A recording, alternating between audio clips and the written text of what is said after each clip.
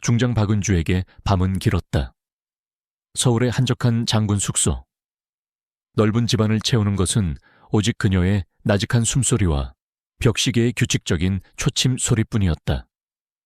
그녀는 서재에 앉아 있었다. 늘 정갈하게 정돈된 책상 위에는 오늘 처리해야 할 서류 더미가 있었지만 그녀의 시선은 엉뚱한 곳에 머물러 있었다. 낡은 액자 속에서 해맑게 웃고 있는 젊은 사내의 사진. 아들 이준호. 그녀의 유일한 아들이었다. 사진 속 준호는 군복을 단정히 입고 있었지만 여느 사내 아이들처럼 장난기 어린 미소를 짓고 있었다. 그 미소는 그녀의 마음을 녹이는 유일한 햇살이었지만 동시에 가슴 한구석을 찌르는 아픔이기도 했다. 조국에 대한 헌신과 군인으로서의 사명감은 그녀를 이 자리까지 이끌었지만 그 과정에서 포기해야 했던 것들이 너무나 많았다. 그중 가장 컸던 것은 바로 아들과 함께 보낼 수 있었던 평범한 시간들이었다. 윤호야, 그녀는 나직이 속삭였다. 목소리는 고요한 밤 공기에 스며들듯 사라졌다. 탁자 위에는 방금 식사를 마친 듯한 냉커피 잔이 놓여 있었다. 식사를 거르는 것이 일상인 그녀에게. 오늘 저녁은 오랜만에 제대로 된 한 끼였지만 그마저도 고독의 맛이었다. 젓가락이 부딪히는 소리. 접시 위로 떨어지는 음식의 소리가 유독 크게 들렸던 시간. 그녀는 그 모든 소음이 단조롭고 차가운 벽을 이루는 듯한 느낌을 받았다. 이런 밤이면 유독 아들의 온기가 그리웠다. 박은주는 대한민국 육군에서 보기 드문 여성 투스타였다.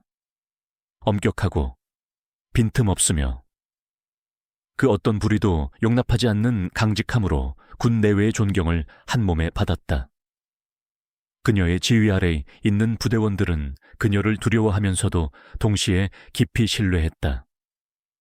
그녀는 단순히 명령을 내리는 장군이 아니었다. 그녀는 부하들의 삶과 고충을 이해하려 노력했고 필요하다면 언제든 기꺼이 손을 내밀어주는 사람이었다. 그녀의 이런 면모는 오래전 그녀가 아직 대위였던 시절에 빛을 발했었다. 당시 그녀의 부대에는 김일병이라는 병사가 있었다.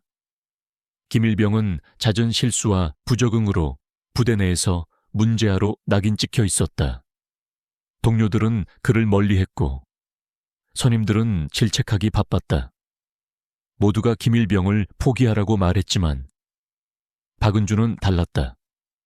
그녀는 김일병에게서 어딘가 불안하고 흔들리는 눈빛을 읽어냈다. 그리고 그 내면에 숨겨진 재능과 가능성을 보았다. 김일병, 자네는 쓸모없는 사람이 아니야. 다만 자네가 가진 재능을 아직 찾지 못했을 뿐이지. 그녀는 김일병을 따로 불러 꾸짖기보다는 그의 이야기를 들어주고 그의 장점을 찾아주려 노력했다. 사격 훈련에서 김일병이 뛰어난 집중력을 보인다는 것을 발견하자 그녀는 그에게 사격 특수 임무를 부여했다. 주위의 반대에도 불구하고 그녀는 김일병에게 신뢰를 보여주었다. 그리고 김일병은 그녀의 기대를 저버리지 않았다. 그는 사격 훈련에서 발군의 실력을 발휘했고 부대 내에서 인정을 받기 시작했다. 점차 자신감을 되찾은 김일병은 전역 후에도 사회에서 성공적인 삶을 살게 되었다. 얼마 전 그녀는 한 통의 편지를 받았다. 발신인은 다름 아닌 김일병이었다. 이제는 한 회사의 어엿한 사장이 된 그는 편지에 이렇게 적혀 있었다. 중대장님, 아니 이제는 장군님이라 불러야 할까요? 제가 오늘 이 자리까지 올 수 있었던 것은 모두 중대장님 덕분입니다. 저를 믿어주시고 제가 잊고 살았던 저의 가치를 일깨워 주셨던 그 은혜. 평생 잊지 않겠습니다. 중대장님은 저에게 군인이 아닌 삶의 스승이었습니다. 편지를 읽는 박은주의 얼굴에는 희미한 미소가 떠올랐다. 그녀는 언제나 자신에게 주어진 책임을 다하려 노력했지만 누군가의 삶에 긍정적인 영향을 미쳤다는 사실은 그녀에게 깊은 위로와 보람을 주었다. 이처럼 그녀는 강철 같은 외면 뒤에 따뜻한 한 인간미를 지닌 사람이었다. 그녀가 아들 준호를 얼마나 사랑하는지, 그리고 그 사랑을 표현하는데 얼마나 서툰지 외부인들은 알지 못했다. 밤이 깊어질수록 그녀의 마음속에는 준호에 대한 염려가 자라났다. 준호는 몇 달 전 신병 교육대를 마치고 자대 배치를 받은 상태였다. 훈련소에서는 늘 밝고 씩씩한 목소리로 전화를 걸어오던 준호였다. 그런데 지난주 짧게 걸려온 전화에서 준호의 목소리가 묘하게 가라앉아 있는 것을 그녀는 놓치지 않았다. 어머니, 잘 지내시죠? 저는 괜찮습니다. 그때 준호는 늘 하던 대로 괜찮다고 말했지만 그녀의 예리한 육감은 무언가 이상하다는 것을 감지했다. 목소리에는 미약한 떨림이 있었고 평소 같으면 시시콜콜한 부대 이야기를 늘어놓았을 녀석이 그날은 유독 말을 아꼈다. 그녀가 무슨 일이 있냐고 묻자 준호는 황급히 아무것도 아니에요. 그냥 좀 피곤해서요. 라고 대답하며 전화를 끊었다. 그때 그녀는 준호의 손등에 희미하게 남아있던 작은 멍자국을 떠올렸다. 지난 면회 때 보았던 것이었다. 준호는 그때도 훈련하다가 부딪혔어요. 별거 아니에요. 라고 대수롭지 않게 말했다. 하지만 그녀는 장군의 눈썰미로 그리고 어머니의 직감으로 그것이 단순한 훈련 중의 상처가 아님을 본능적으로 느꼈다. 어딘가 인위적이고 낯선 상처. 그녀는 애써 불안감을 떨쳐내려 했지만 그 밤의 고요함 속에서 불안감은 더욱 커져만 갔다. 박은주는 침대에서 몸을 일으켰다. 잠이 오지 않았다. 책상 위 준호의 사진을 다시 한번 물끄러미 바라보았다. 그 사진 속 환한 미소 뒤에 어떤 그림자가 드리워져 있는 것은 아닐까. 그녀의 마음속에는 설명할 수 없는 불안감이 또아리를 틀었다. 내일 아침 그녀는 아들을 만나러 갈 예정이었다. 이 고요한 밤이 폭풍 전의 고요함이라는 것을 그녀는 아직 알지 못했다. 박은주 중장은 아침 일찍부터 아들 준호가 있는 부대로 향했다. 군용세단에 몸을 싣고 고속도로를 달리는 내내 그녀의 마음속에는 설명할 수 없는 불안감이 자리하고 있었다. 어젯밤 준회에서 느꼈던 미묘한 위화감, 그리고 그 손등에 작은 멍자국이 계속해서 그녀의 뇌리를 맴돌았다. 그러나 그녀는 스스로에게 되뇌었다. 괜찮을 거야. 그저 훈련이 고되고 피곤해서 그런 걸 거야. 하지만 그 확신은 그녀의 본능적인 불안감을 완전히 잠재우지 못했다. 경기도 외곽에 위치한 그 부대는 깊은 산자락에 둘러싸여 있었다. 면회소에 도착하자 예상했던 대로 준호의 선임병과 분대장 그리고 몇몇 간부들이 그녀를 맞이했다. 그들의 얼굴에는 과도하게 친절한 미소와 함께 어딘가 모를 어색함이 깃들어 있었다. 특히 준호의 분대장인 김병장은 평소보다 더 활기찬 목소리로 박은주에게 부대 생활에 대해 설명했지만 그녀의 예리한 눈에는 그의 시선이 자꾸만 준호에게 향하는 것을 놓치지 않았다. 마치 준호의 반응을 살피는 듯한 움직임이었다. 어머니, 와주셔서 감사합니다. 준호가 환하게 웃으며 그녀에게 다가왔다. 겉으로 보기에는 평소와 다름없는 모습이었다. 그러나 박은주는 아들의 눈빛에서 무언가 평소와 다른 기색을 읽어냈다. 그 미소 뒤에 숨겨진 억지스러움, 그리고 순간적으로 스쳐 지나가는 피로와 불안감. 그녀는 아들을 꼭 안아주었다. 그 순간 그녀의 품에 안긴 준호의 몸이 미세하게 경직되는 것을 느꼈다. 그리고 등 뒤에서 느껴지는 불편한 시선들. 면회는 화기애애한 분위기 속에서 진행되는 듯했다.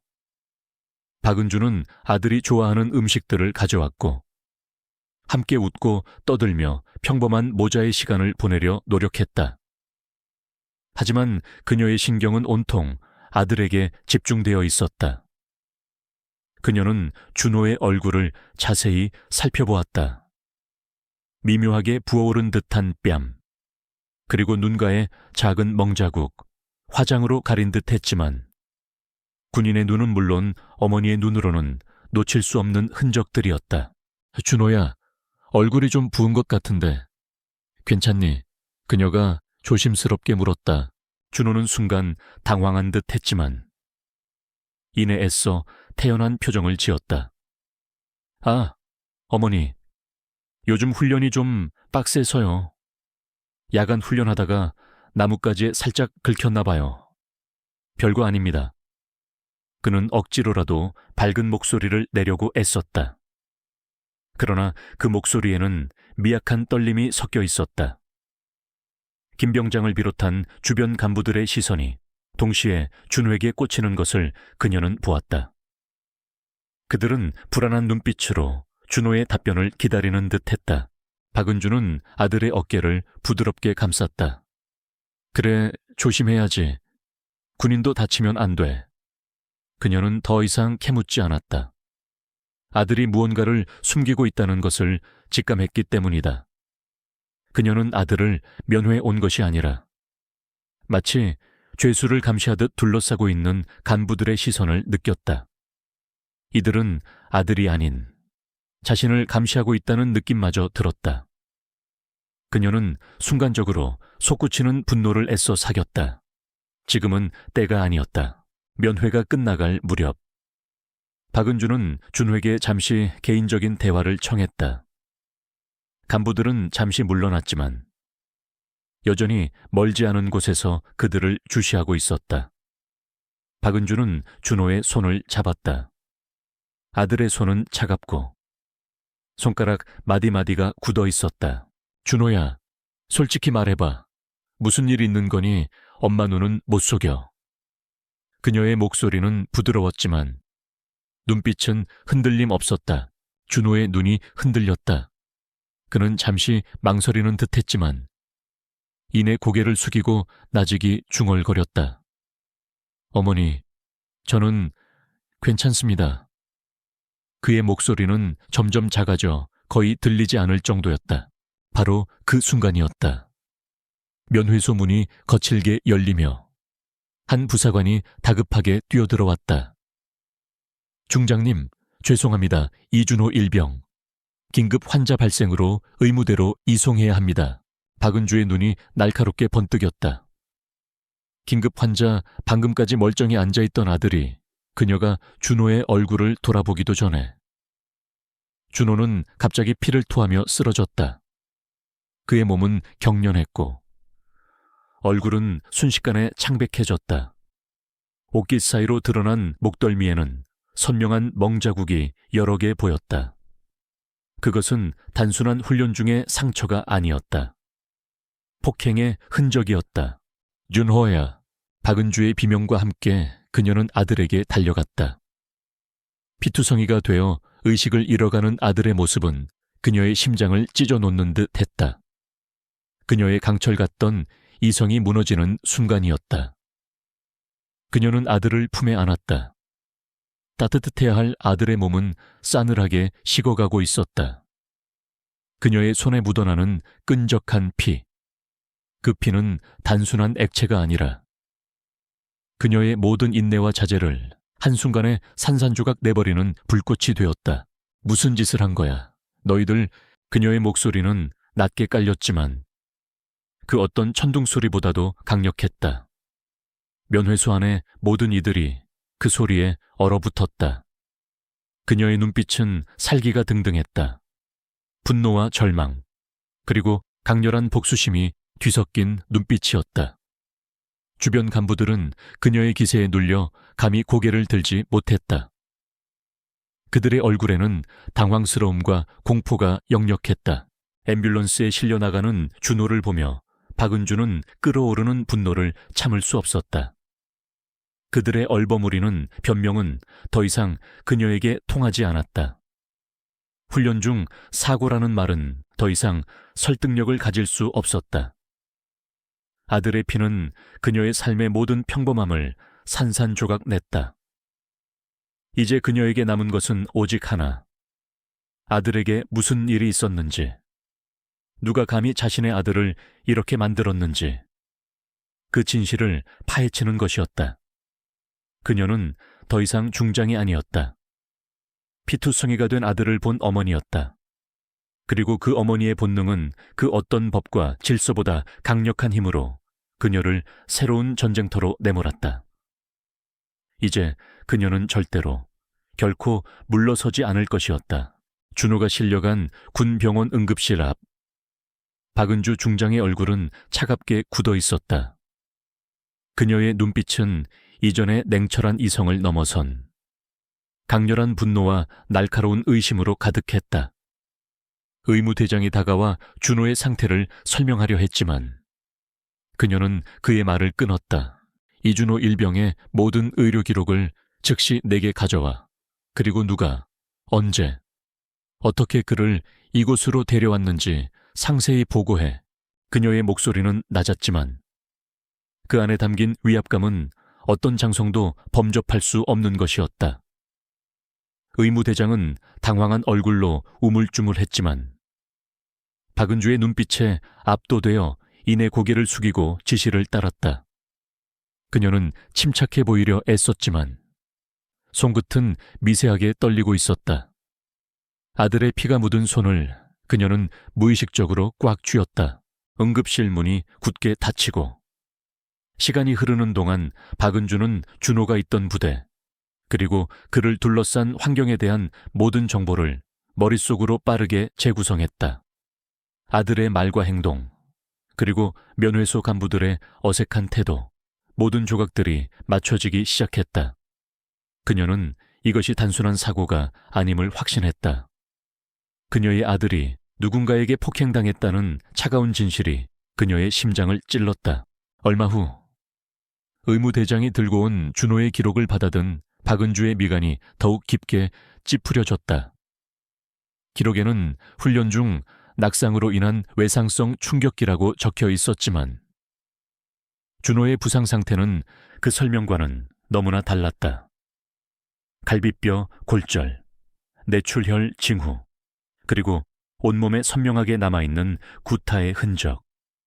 특히 목덜미와 복부의 집중적인 멍자국은 의도적인 폭행임을 명확히 보여주었다. 그녀는 즉시 이 부대 사령관에게 전화를 걸었다. 사령관, 박은주 중장이다. 내 아들 이준호 일병에게 무슨 일이 있었는지 지금 당장 명확히 보고하라. 수화기 너머에서는 당황한 목소리가 들려왔다. 사령관은 얼버무리며 부대 내 조사를 시작하겠다고 했지만 박은주는 더 이상 기다릴 수 없었다. 그녀는 군의 고위 간부로서 가지고 있는 모든 권한을 사용하기로 결심했다. 그녀는 즉시 국방부 조사단을 파견하고 동시에 비공식적인 경로를 통해 정보를 수집하기 시작했다. 그녀는 과거에 함께 일했던 신뢰하는 정보원들에게 연락을 취했다. 그들은 그녀의 눈과 귀가 되어줄 것이었다. 며칠 후 군사경찰의 초기 조사 결과가 나왔다. 역시나 증거 불충분, 피해자 진술 확보 불가 등의 이유로 사건은 미궁에 빠지는 듯했다. 그러나 박은주는 포기하지 않았다. 그녀는 직접 준호가 속해 있던 소대에 대한 심층 조사를 지시했다. 이때 그녀의 눈에 들어온 한 명의 군인이 있었다. 바로 준호의 동기인 김민준 일병이었다. 김민준은 조사 과정에서 눈에 띄게 불안해하고 있었고 다른 병사들과는 달리 박은주를 똑바로 쳐다보지 못했다. 그러나 그의 눈빛에는 묘한 기색이 서려 있었다. 두려움과 함께 진실을 말하고 싶어 하는 듯한 갈망. 박은주는 김민준을 따로 불렀다. 그녀의 사무실에서 김민준은 잔뜩 긴장한 채 앉아 있었다. 김민준 일병, 나는 거짓말을 싫어한다. 특히 군대에서는 더더욱 내 아들 준호에게 무슨 일이 있었는지 네가 아는 모든 것을 솔직히 말해. 그녀의 목소리는 차분했지만 그 안에 담긴 무게감은 김민준의 심장을 짓눌렀다. 김민준은 입술을 깨물었다. 그는 며칠 밤낮을 고민했을 것이다. 진실을 말하면 자신에게 어떤 불이익이 닥칠지 그는 너무나 잘 알고 있었다. 하지만 동시에 피투성이가 된 준호의 모습과 박은주 중장의 흔들림 없는 눈빛은 그에게 양심의 가책을 안겨주었다. 중장님, 저는 잘 모르겠습니다. 김민주는 애써 고개를 저었지만 그의 목소리는 점점 작아졌다. 박은주는 한숨을 쉬었다. 네가 준호를 아끼는 마음은 안다. 하지만 지금 침묵하는 것은 준호를 2번 죽이는 일이야.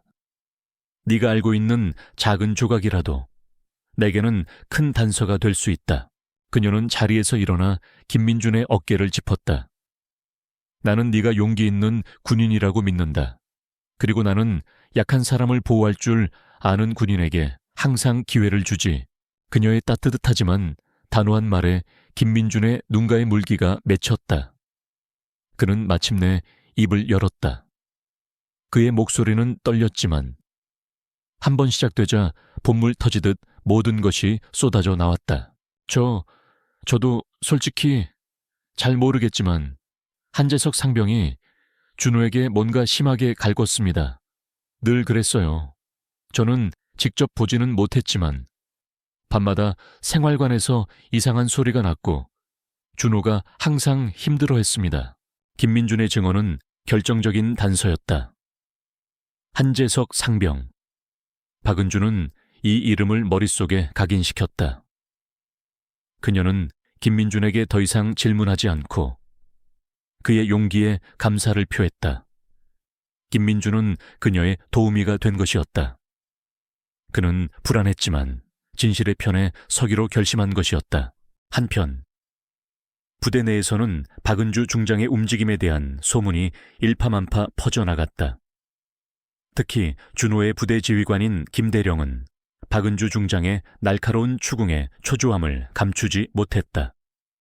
그는 준호의 사고가 단순한 훈련 중 사고로 종결되기를 바랐다. 김대령은 과거부터 부대 내의 크고 작은 비리를 덮어온 전력이 있었다. 그는 자신의 승진을 위해서라면 어떤 일도 마다하지 않는 인물이었다. 준호의 사건이 확대되면 자신의 경력에 치명적인 오점을 남길 것이라고 생각했다. 김대령은 즉시 한재석 상병을 불러 질책했다. 내 녀석, 쓸데없는 짓 해서 일을 크게 만들었구나. 절대 아무것도 발설하지 마라. 모든 것을 훈련 중 실수로 덮어 씌울 것이다. 그는 한재석에게 강력하게 경고하며 입단속을 시켰고 부대원들에게도 함구령을 내렸다. 동시에 박은주 중장의 뒤를 캐기 시작했다. 그녀가 얼마나 많은 증거를 확보했는지, 그리고 그녀가 어떤 약점을 가지고 있는지 알아내려 했다. 그는 박은주 중장이 아들을 통해 부대 내 비리를 파헤치려 한다고 오해했고 자신의 자리를 지키기 위해 모든 수단을 동원하기 시작했다. 그는 박은주 중장을 자신의 아들을 위해 부대를 뒤엎는 미친 여자로 매도하는 소문을 군 내부에 퍼뜨리려 했다. 하지만 김대령의 이러한 움직임은 박은주 중장의 예리한 감각망에 곧바로 포착되었다. 그녀는 김대령이 사건을 은폐하려 하고 심지어 자신을 비방하려 한다는 것을 알아챘다. 그녀의 분노는 더욱 커졌지만 동시에 그녀는 더욱 냉정해졌다. 그녀는 이제 단순히 아들의 상처를 치료하는 것을 넘어 그 상처를 만든 어둠의 세력을 뿌리 뽑아야 한다는 것을 깨달았다. 이 사건은 더 이상 개인적인 복수가 아니었다. 그것은 군의 기강을 바로 세우고 부패를 척결하는 거대한 정의의 싸움으로 변모하고 있었다. 박은주 중장은 비록 혼자였지만 그녀의 눈빛은 흔들림 없었다. 그녀는 이 싸움에서 반드시 승리할 것이었다. 박은주 중장의 아들 준호가 입원한 군병원의 병실은 고요했지만 그 고요함 속에는 폭풍 전에 긴장감이 감돌았다. 그녀는 준호의 침대 곁을 지키며 밤을 새웠다. 아들의 얼굴은 여전히 창백했고 불규칙한 숨소리가 그녀의 가슴을 옥죄었다. 그녀는 아들의 손을 잡았다.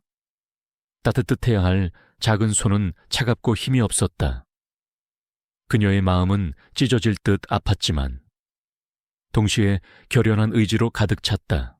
김대령, 그리고 한재석 상병, 너희들이 감히 내 아들에게 이런 짓을 했단 말이지. 그녀의 머릿속에서는 복잡한 계획이 빠르게 돌아갔다.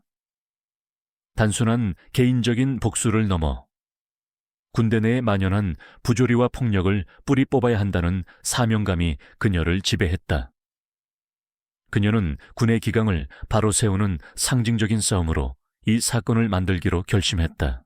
박은주는 즉시 국방부 합동조사본부에 공식적인 수사를 요청했다. 그녀는 준호의 진단서와 자신의 비공식적인 조사로 얻은 모든 정보를 제출했다. 그녀의 강직하고 단호한 성격, 그리고 투스타라는 직위는 군 당국으로 하여금 이 사건을 묵살할 수 없게 만들었다. 그러나 군이라는 거대한 조직은 생각보다 견고했다. 며칠 후 합동조사본부에서 파견된 조사팀이 부대에 도착했다. 조사팀은 겉으로는 공정해 보였지만 그들의 질문은 교묘하게 사건의 본질을 비켜갔고 증거는 모호하게 처리되었다. 그들은 군 내부 문제라는 틀 안에서 사건을 빠르게 종결시키려 하는 듯 보였다. 박은주는 직접 이 조사를 지휘하겠다고 나섰다. 그녀는 조사팀과 함께 준호가 복무하던 부대로 향했다. 그곳은 준호가 고통받았던 상징적인 무대였다. 부대원들은 박은주 중장의 등장에 긴장한 기색이 역력했다. 특히 김대령은 얼굴에 땀방울을 송골송골 맺히며 그녀를 맞이했다. 그의 옆에는 잔뜩 위축된 한재석 상병이 서 있었다. 그의 눈빛은 두려움과 함께 박은주 중장에 대한 원망이 뒤섞여 있었다. 그는 박은주 중장이 자신에게 닥쳐올 처벌을 예상하고 있었다. 박은주는 조사를 시작했다.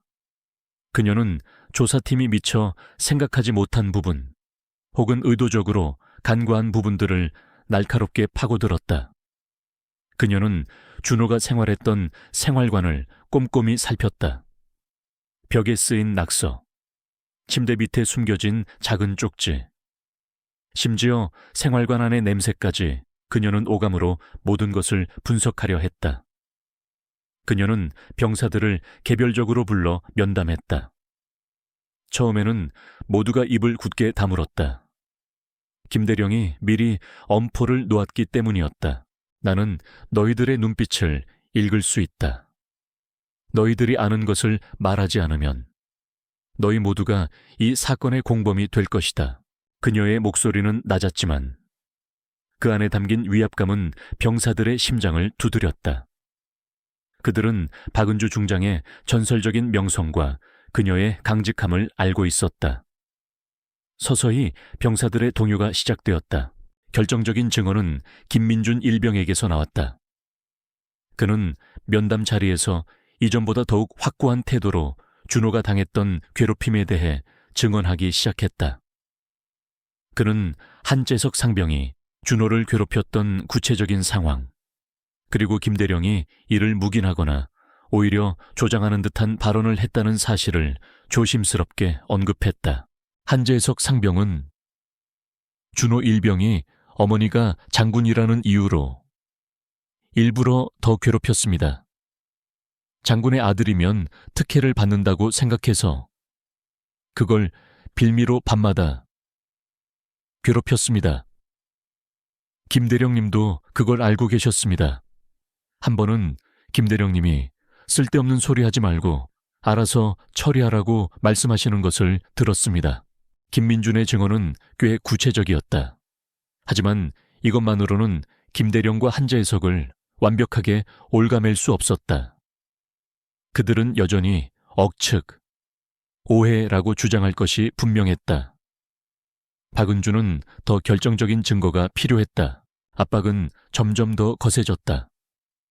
김대령은 박은주 중장의 조사에 노골적으로 불만을 표출하며 그녀의 행동이 군 기강을 흔든다고 비난하기 시작했다. 그는 국방부 고위 간부들에게 박은주 중장의 과도한 감정적 대응을 문제 삼는 보고서를 올리려 했다.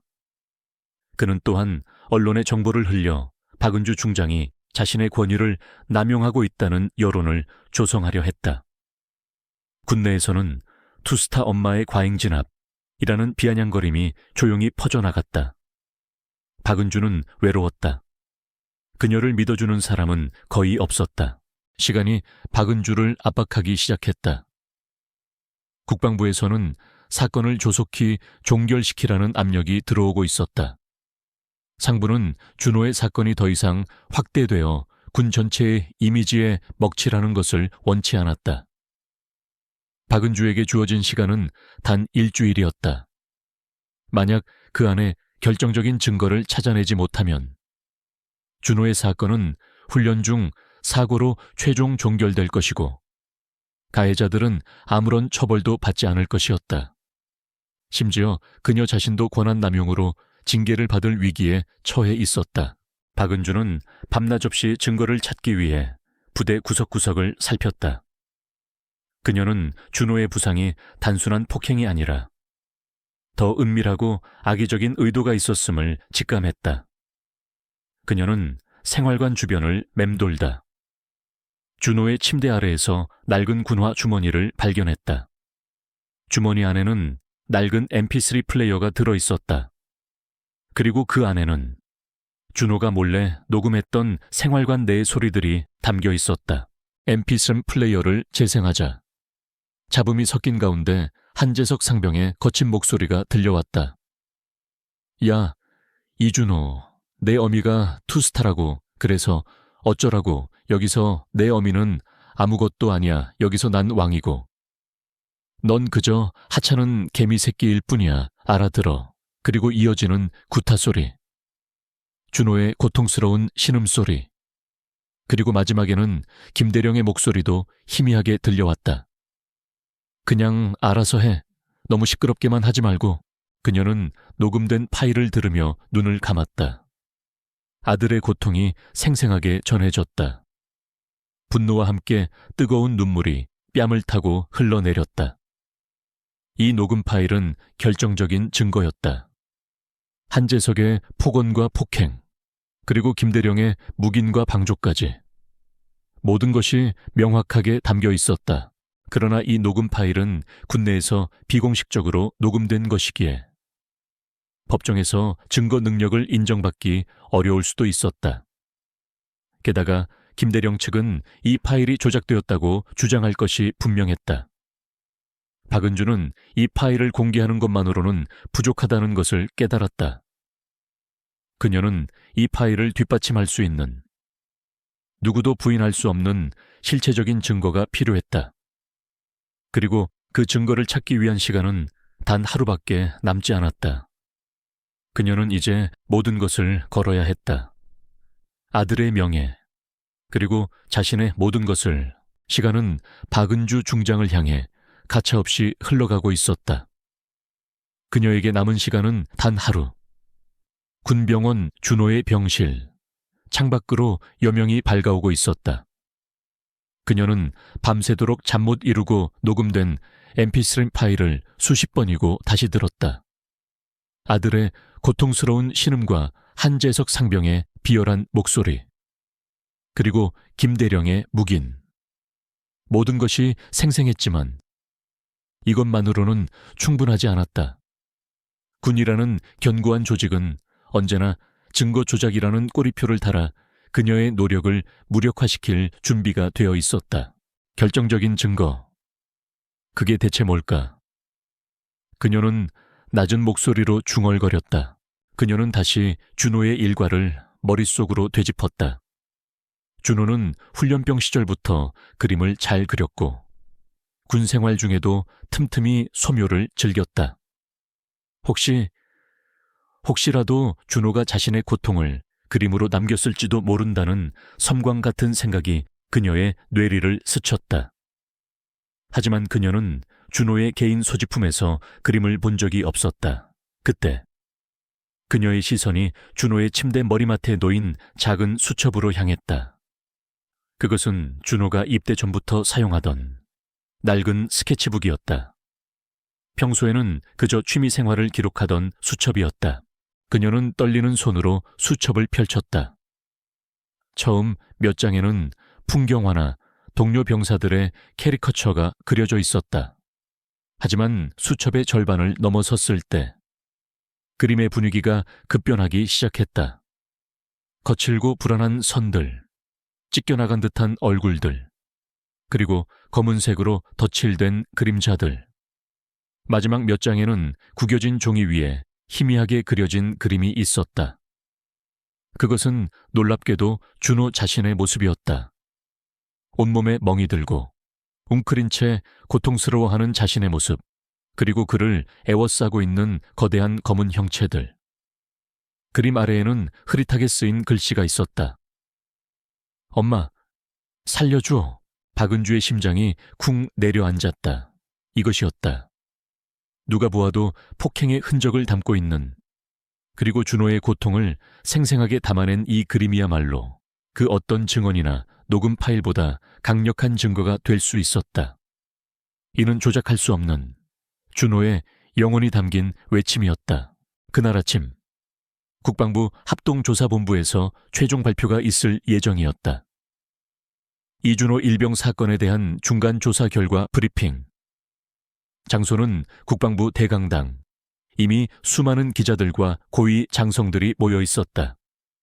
모두가 사건이 훈련 중 사고로 마무리될 것을 예상하고 있었다. 박은주 중장은 침착한 얼굴로 대강당에 들어섰다. 그녀의 손에는 준호의 MP3 플레이어와 스케치북이 들려 있었다. 브리핑이 시작되고 조사본부장은 형식적인 보고를 이어갔다. 이준호 일병의 부상은 안타깝게도 훈련 중 발생한 불의의 사고로 판단되며 그 순간 박은주 중장이 조용히 자리에서 일어섰다. 그녀의 움직임은 모든 시선을 그녀에게로 집중시켰다. 정적 속에서 그녀의 목소리가 울려 퍼졌다. 잠시 실례하겠습니다. 이 사건은 단순한 훈련 중 사고가 아닙니다. 대강당 안은 술렁이기 시작했다. 조사본부장은 당황한 얼굴로 그녀를 제지하려 했지만 그녀의 눈빛은 흔들림 없었다. 나는 이 자리에서 내 아들 이준호 일병에게 가해진 폭력과 그 은폐 시도에 대한 진실을 밝히고자 합니다. 그녀는 먼저 준호의 녹음 파일을 재생했다. 한재석 상병의 폭언과 구타 소리가 대강당을 가득 채웠다. 모두의 얼굴에 경악과 분노가 스쳐 지나갔다. 김대령은 얼굴이 새하얗게 질려 있었고 한재석 상병은 몸을 부들부들 떨었다. 이것은 단순한 괴롭힘이 아닙니다. 이것은 명백한 폭행이며 군의 기강을 무너뜨리는 악습입니다. 이어서 그녀는 준호의 스케치북을 들어 올렸다. 그리고 마지막 페이지에 그려진 피투성이 아들의 고통스러운 자화상을 스크린에 띄웠다. 대강당은 순식간에 숙연해졌다. 그림 속 준호의 눈빛, 온몸에 새겨진 폭력의 흔적, 그리고 엄마 살려줘 라는 절박한 외침은 모든 이들의 심장을 관통했다. 내 아들은 고통 속에서 이 그림을 그렸습니다. 이것은 그의 영혼이 보내는 마지막 비명입니다. 어떤 훈련 중 사고가 이런 그림을 그리게 한단 말입니까? 이 그림은 모든 거짓말을 폭로하고 있습니다. 그녀는 김대령을 똑바로 바라보았다. 김대령, 당신은 이 모든 것을 알고 있었으면서도 자신의 안위를 위해 묵인하고 심지어 은폐를 시도했습니다. 당신은 군인으로서의 양심을 팔아넘겼습니다. 김대령은 입술을 깨물었다. 그는 더 이상 변명할 여지가 없었다. 그의 얼굴은 절망감과 수치심으로 일그러졌다. 한재석 상병은 주저앉아 고개를 숙였다. 그 순간 대강당 안은 숨죽인 침묵으로 가득 찼다. 모든 시선이 박은주 중장에게 집중되었다. 그녀는 아들을 위해, 그리고 군의 정의를 위해 모든 것을 걸었다. 그녀의 목소리는 힘찼지만 동시에 어머니의 애절함이 담겨 있었다. 그녀는 단순히 증거를 제시하는 것을 넘어 자신의 모든 감정과 신념을 쏟아냈다. 마침내 대강당의 침묵이 깨졌다. 처음에는 한두 명이, 그리고 이내 수십 명의 기자들이 동시에 질문을 쏟아내기 시작했다. 플래시가 쉴 새 없이 터졌다. 고위 장성들의 얼굴에는 충격과 함께 죄책감이 스쳐 지나갔다. 그들은 박은주 중장의 용기 있는 행동과 아들을 향한 지극한 사랑에 압도되었다. 조사본부장은 더 이상 이 사건을 덮을 수 없다는 것을 깨달았다. 그는 떨리는 목소리로 발표했다. 박은주 중장님의 증거와 진술을 토대로 이준호 일병 사건은 단순한 훈련 중 사고가 아닌 명백한 변경 내 폭행 사건임을 인정합니다. 관련된 모든 인물에 대해 즉각적인 재조사와 엄중한 처벌을 약속드립니다. 대강당은 환호성과 박수갈채로 뒤덮였다. 그것은 박은주 중장의 개인적인 승리이자 오랜 시간 억눌려왔던 군내 부조리에 대한 정의의 외침이었다. 그녀의 얼굴에는 비로소 희미한 미소가 떠올랐다. 아들의 명예가 회복되는 순간이었다. 그녀는 승리했다. 단순히 가해자를 처벌하는 것을 넘어 군이라는 거대한 조직의 심장을 흔들어 깨운 것이다. 국방부 대강당에서의 충격적인 발표는 대한민국 전체를 뒤흔들었다. 박은주 중장이 폭로한 증거들, 특히 이준호 일병의 고통스러운 그림과 mp3 녹음 파일은 전 국민의 공분을 샀다. 언론은 연일 이 사건을 대서특필했고 군 당국은 전례 없는 비난에 직면했다.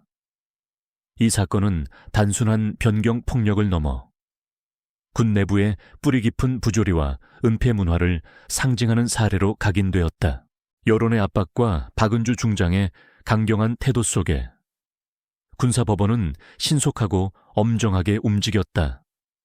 김대령은 즉시 보직 해임되었고 군사재판에 회부되어 직무유기 및 은폐 혐의로 최고형에 가까운 중형을 선고받았다.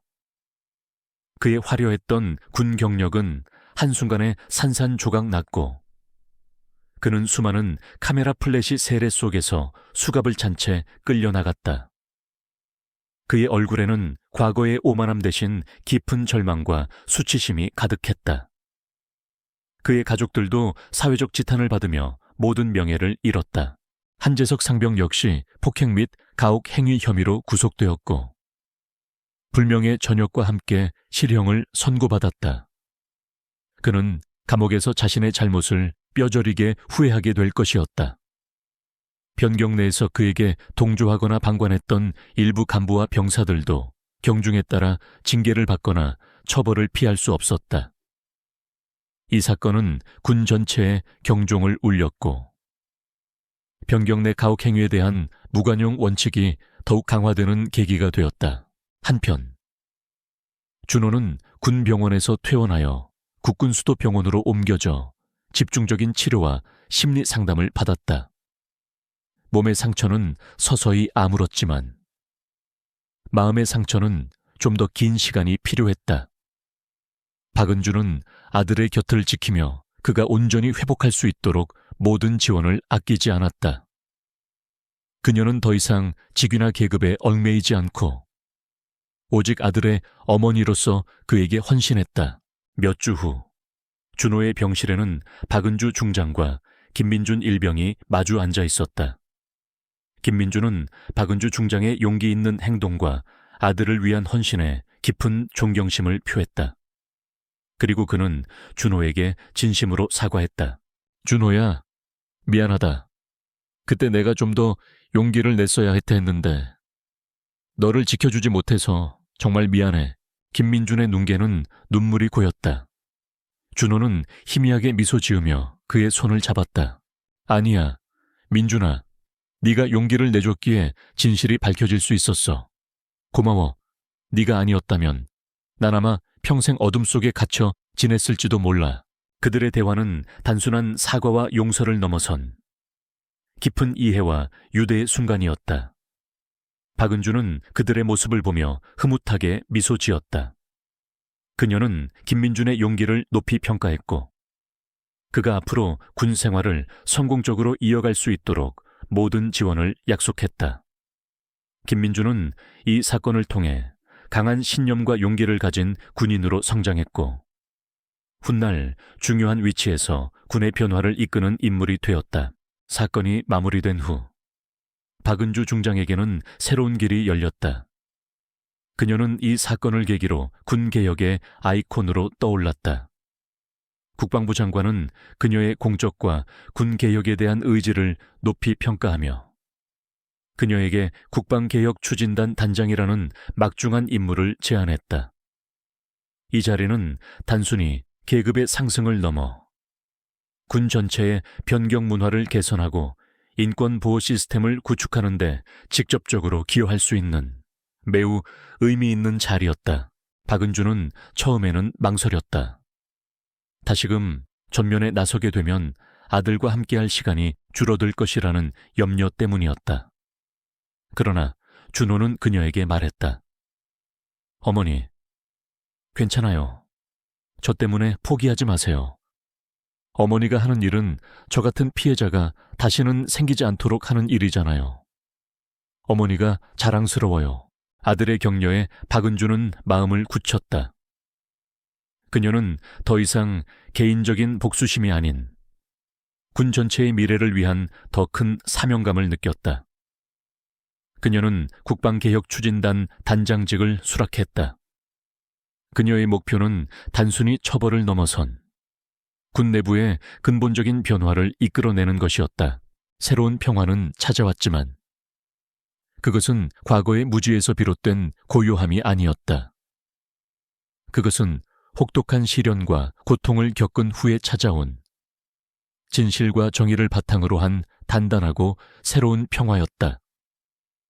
박은주 중장은 아들의 손을 꼭 잡았다. 그들의 눈빛은 서로에게 깊은 신뢰와 사랑을 주고 있었다. 그들은 함께 아픔을 이겨냈고 이제는 더 나은 미래를 향해 나아갈 준비가 되어 있었다. 시간은 흘렀고 계절은 몇 번이고 바뀌었다. 대한민국 군대는 이준호 일병 사건 이후 전에 없던 대대적인 개혁의 바람을 맞이했다. 그 중심에는 다름 아닌 박은주 중장이 있었다. 그녀는 국방개혁 추진단 단장으로서 군 변경 문화 혁신을 위한 수많은 제도와 프로그램을 도입했다. 과거에는 쉬쉬하며 덮어졌던 변경 내 가혹행위와 부조리들은 이제 강력한 처벌의 대상이 되었고 군 장병들의 인권 보호를 위한 시스템이 더욱 촘촘하게 구축되었다. 그녀의 노력 덕분에 마음의 소리함은 더욱 활성화되어 병사들의 고충을 직접 들을 수 있는 통로가 되었다. 부대 내 심리 상담실은 단순한 구색 맞추기가 아니라 실제로 병사들이 마음을 터놓고 이야기할 수 있는 안전한 공간이 되었다.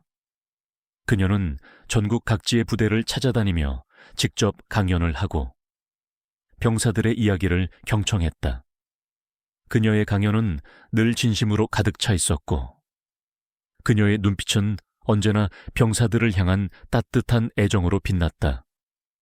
강철 장군이라는 별명 대신 병사들은 그녀를 어머니 장군이라고 부르기 시작했다.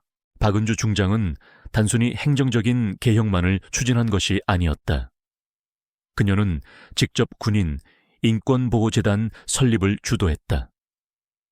이 재단은 군대 내에서 부당한 대우를 받거나 상처받은 병사들이 전역 후에도 사회에 잘 적응할 수 있도록 심리적, 경제적 지원을 아끼지 않았다. 재단 설립 기념식 날, 그녀는 단상에 올라 감격에 찬 목소리로 말했다. 이 재단은 고통받았던 모든 이들을 위한 희망의 등대가 될 것입니다. 우리의 아들들이, 딸들이 다시는 군대에서 아파하지 않도록 우리는 끊임없이 노력할 것입니다.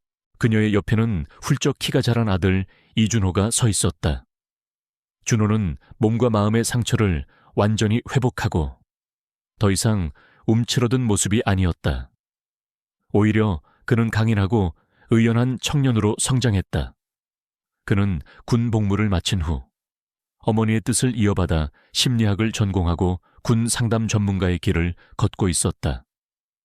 그는 어머니가 설립한 인권보호재단에서 자원봉사자로 활동하며 자신과 비슷한 아픔을 겪은 전우들의 이야기를 들어주고 그들의 치유를 돕는 데 헌신했다.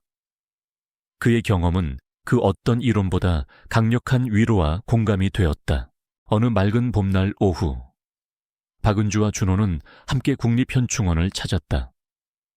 푸른 잔디 위에는 수많은 영웅들의 이름이 새겨져 있었다. 그들은 묵묵히 걸으며 과거를 돌아보았다.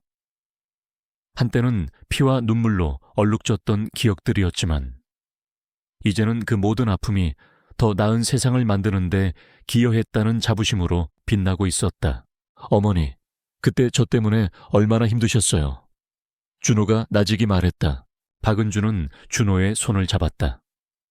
아들의 손은 이제 더 이상 차갑고 떨리지 않았다. 따뜻하고 단단했다. 아니야, 준호야. 너는 엄마에게 가장 큰 용기를 주었어.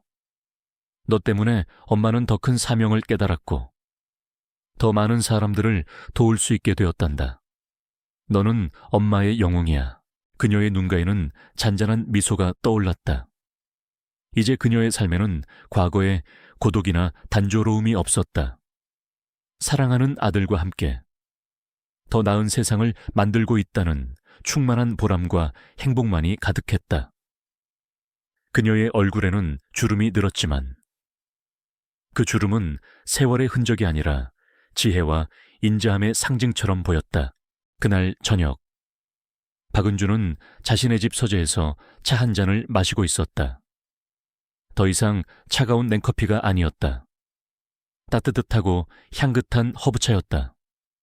그녀는 창밖을 내다보았다. 도시의 불빛이 은은하게 빛나고 있었다. 그때 문이 열리고 준호가 들어왔다. 그의 손에는 작은 액자가 들려 있었다. 액자 속에는 박은주와 준호가 환하게 웃고 있는 최근의 사진이 담겨 있었다. 두 사람의 미소는 닮아 있었다. 평화롭고 행복하며 희망으로 가득 찬 미소였다. 준호는 액자를 책상 위, 예전 자신의 낡은 사진이 놓여있던 자리에 조심스럽게 올려놓았다. 그리고 어머니의 어깨를 감싸 안았다. 박은주는 아들의 따뜻한 품에 안겨 눈을 감았다. 그녀의 마음속에는 따뜻한 봄바람이 부는 듯 했다. 모든 것이 괜찮았다. 아니, 괜찮은 것을 넘어선 완벽한 평화와 충만함이었다. 그녀는 더 이상 혼자가 아니었다. 사랑하는 시청자 여러분, 오늘 이야기는 어떠셨나요? 이처럼 우리의 삶에서도 예상치 못한 고난과 시련이 찾아올 수 있습니다. 하지만 포기하지 않고 진실을 향해 나아가며 자신의 소중한 것을 지키기 위해 용기를 낸다면 우리는 언제든 두 번째 봄을 맞이할 수 있습니다. 여러분 안에도 숨겨진 위대한 힘이 있다는 것을 잊지 마세요. 영상이 좋으셨다면 좋아요와 구독 버튼 잊지 마시고 다음 이야기에서 또 만나요.